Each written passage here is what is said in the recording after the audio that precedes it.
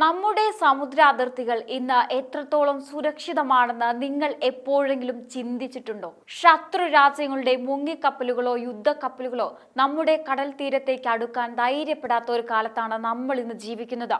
ഈ വരുന്ന ഏപ്രിൽ 3 ഭാരതം ലോകത്തിന് മുന്നിൽ ഒരിക്കൽ കൂടി തന്റെ കരുത്ത് തെളിയിക്കാൻ പോവുകയാണ്.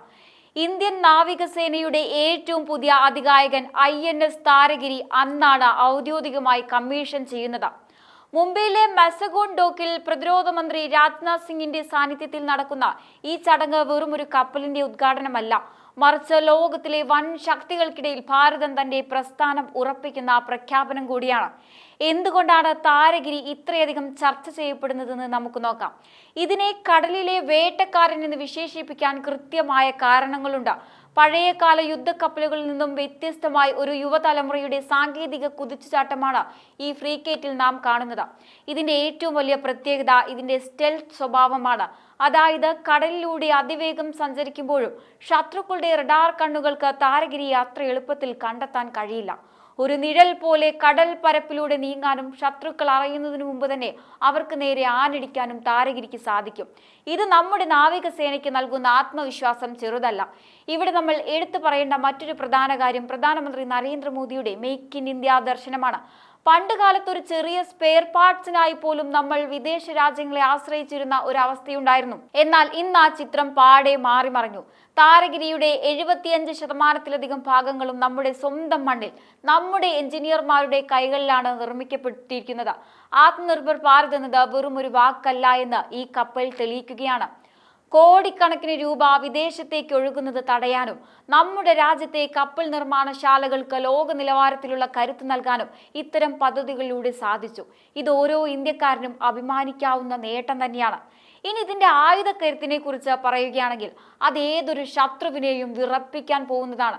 ലോകത്തിലെ തന്നെ ഏറ്റവും വേഗതയേറിയതും മാരകവുമായ ബ്രഹ്മോസ് സൂപ്പർസോണിക് മിസൈലുകളാണ് താരഗിരിയുടെ പ്രധാന കരുത്ത്.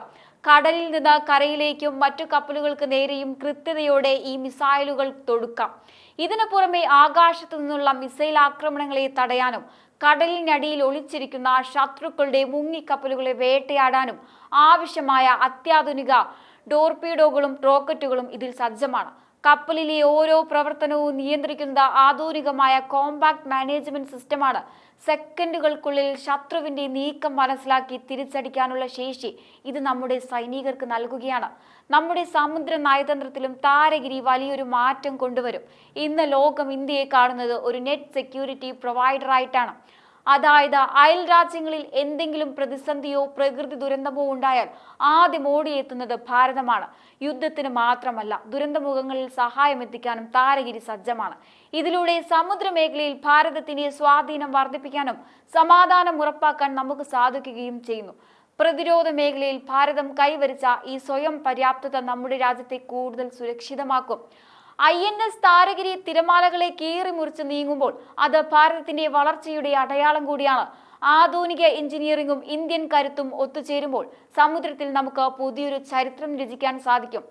ഏപ്രിൽ 3 താരഗിരി നാവികസേനയുടെ ഭാഗമാകുന്നതോടെ ഇന്ത്യൻ മഹാസമുദ്രത്തിലെ നമ്മുടെ ആധിപത്യം കൂടുതൽ ശക്തമാകും. ഇനി ഭാരതത്തെ ലോകത്തിന്റെ നെറുകയിൽ എത്തിക്കുക എന്ന ലക്ഷ്യത്തോടെ പ്രധാനമന്ത്രി നരേന്ദ്രമോദി മുന്നോട്ട് വെച്ച അതിശക്തമായ ഒരു കാഴ്ചപ്പാടാണ് ആത്മനിർഭർ ഭാരത്. ലളിതമായി പറഞ്ഞാൽ നമുക്ക് ആവശ്യമുള്ള സാധനങ്ങൾ നാം തന്നെ നിർമ്മിക്കുക, വിദേശ രാജ്യങ്ങളെ ആശ്രയിക്കുന്നത് കുറയ്ക്കുക എന്നതാണ് ഇതിന്റെ കാതൽ. ഇനി കേവലം ഒരു സാമ്പത്തിക പദ്ധതിയല്ല, മറിച്ച് ഓരോ ഭാരതീയന്റെയും ആത്മവിശ്വാസം വർദ്ധിപ്പിക്കുന്ന ഒരു വലിയ മുന്നേറ്റമാണിത്. പണ്ട് കാലത്ത് ചെറിയ സൂചി മുതൽ വലിയ യുദ്ധവിമാനങ്ങൾ വരെ ഇറക്കുമതി ചെയ്തിരുന്ന ഒരവസ്ഥയിൽ നിന്നും ഇന്ന് ലോക രാജ്യങ്ങൾക്ക് ആവശ്യമായ ഉൽപ്പന്നങ്ങൾ കയറ്റുമതി ചെയ്യുന്ന ഒരു ഗ്ലോബൽ മാനുഫാക്ചറിംഗ് ഹബ്ബായി ഇന്ത്യ മാറിക്കഴിഞ്ഞു. പ്രതിരോധ മേഖലയിലാണ് ആത്മനിർഭർ ഭാരതിന്റെ കരുത്ത് നമ്മൾ ഏറ്റവും കൂടുതൽ കാണുന്നത്.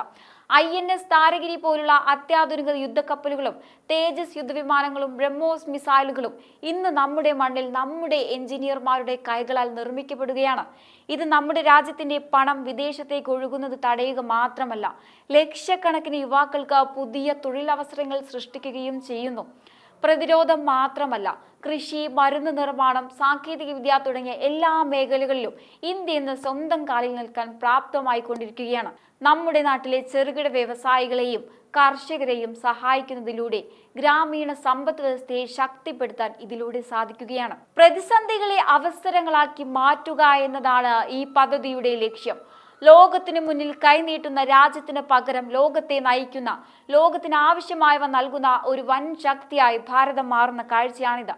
ആധുനിക സൗകര്യങ്ങളും പാരമ്പര്യ മൂല്യങ്ങളും കോർത്തിണക്കി നവഭാരതം കെട്ടിപ്പടുക്കുന്ന പ്രക്രിയയാണ് ആത്മനിർഭർ ഭാരതിലൂടെ യാഥാർത്ഥ്യമാകുന്നത്. ഇനി മറ്റൊരു പ്രത്യേകത നോക്കൂ. ഹിമാലയ പർവ്വതനിരകളിലെ താരഗിരി എന്ന കുന്നിന്റെ പേരാണ് ഈ യുദ്ധക്കപ്പലിന് നൽകിയിരിക്കുന്നത്. പർവ്വതങ്ങളെ പോലെ ഉറച്ചു നിൽക്കുന്നതും അചഞ്ചലവുമായ കരുത്ത് ഈ കപ്പലിനുണ്ടാകുമെന്ന സന്ദേശമാണ് ഇതിലൂടെ നൽകുന്നത്. സാധാരണയായി ഇന്ത്യൻ നാവികസേനയുടെ ഫ്രീഗേറ്റുകൾക്ക് പർവ്വതനിരകളുടെയോ നദികളുടെയോ ആയുധങ്ങളുടെയോ പേരുകളാണ് നൽകാറുള്ളത്. താരഗിരി എന്നത് നാവികസേനയ്ക്കൊരു പുതിയ പേരല്ല. 1980കളിൽ ഇന്ത്യൻ നാവികസേനയുടെ ഭാഗമായിരുന്ന ഗിരി ക്ലാസ് ഫ്രിഗേറ്റുകളിൽ ഒന്ന് INS താരഗിരിയായിരുന്നു. പഴയ ആ കപ്പൽ ദീർഘകാലം ഭാരതത്തിന്റെ കടൽ തീരങ്ങൾ കാത്ത ശേഷം വിരമിച്ചു. ഇപ്പോൾ അതേ പേരിൽ, എന്നാൽ അതിനേക്കാൾ 100 ഇരട്ടി കരുത്തുള്ള അത്യാധുനികമായ ഒരു പുതിയ കപ്പൽ വീണ്ടും ജനിച്ചിരിക്കുകയാണ്. ഒരു പഴയ പോരാളി പുതിയ വേഷത്തിൽ മടങ്ങി വരുന്നു എന്ന് നമുക്കിതിനെ വിശേഷിപ്പിക്കാം. ഭാരതത്തിന്റെ സമുദ്ര അതിർത്തികളെക്കുറിച്ച് പറയുമ്പോൾ നമുക്ക് ചുറ്റുമുള്ള അയൽരാജ്യങ്ങളുടെ നീക്കങ്ങളെക്കുറിച്ച് സംസാരിക്കാതെ അത് പൂർണ്ണമാകില്ല. പ്രത്യേകിച്ച് ചൈനയും പാകിസ്ഥാനും ചേർന്ന ഇന്ത്യൻ മഹാസമുദ്രത്തിൽ നടത്തുന്ന ഇടപെടലുകൾ നമ്മുടെ സുരക്ഷയ്ക്ക് വലിയൊരു വെല്ലുവിളിയാണ്.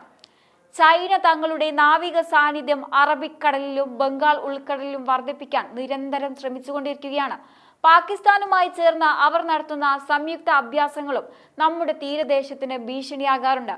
എന്നാൽ ഈ ഭീഷണികളെയെല്ലാം നിഷ്പ്രഭമാക്കുന്ന കരുത്താണ് ഈ ഭാരതത്തിനുള്ളത്. പണ്ട് നമ്മൾ ആയുധങ്ങൾക്കായി വിദേശ രാജ്യങ്ങളെ നോക്കി നിന്നിരുന്നെങ്കിൽ ഇന്ന് സാഹചര്യം മാറിക്കഴിഞ്ഞു. ചൈനയുടെ മുങ്ങിക്കപ്പലുകളെയും പാകിസ്ഥാന്റെ നീക്കങ്ങളെയും കൃത്യമായി നിരീക്ഷിക്കാനും ആവശ്യമെങ്കിൽ നിമിഷങ്ങൾക്കുള്ളിൽ തിരിച്ചടിക്കാനും ശേഷിയുള്ള പ്രതിരോധ സംവിധാനങ്ങളാണ് നരേന്ദ്രമോദി സർക്കാരിന്റെ കീഴിൽ ഇന്ത്യ ഇന്ന് വികസിപ്പിച്ചെടുത്തിരിക്കുന്നത്. INS താരഗിരിയെ പോലുള്ള അത്യാധുനിക സ്റ്റെൽത്ത് ഫ്രിഗേറ്റുകൾ കടലിൽ ഇറങ്ങുന്നത് ഈ രാജ്യങ്ങൾക്കുള്ള ശക്തമായ മുന്നറിയിപ്പാണ്. റഡാറുകളുടെ കണ്ണ് വെട്ടിക്കാനുള്ള താരഗിരിയുടെ ശേഷിയും അതിലെ മാരകമായ ബ്രഹ്മോസ് മിസൈലുകളും ശത്രു രാജ്യങ്ങളുടെ ഏതൊരു അധിനിവേശ ശ്രമത്തെയും തടയാൻ പ്രാപ്തമാണ്.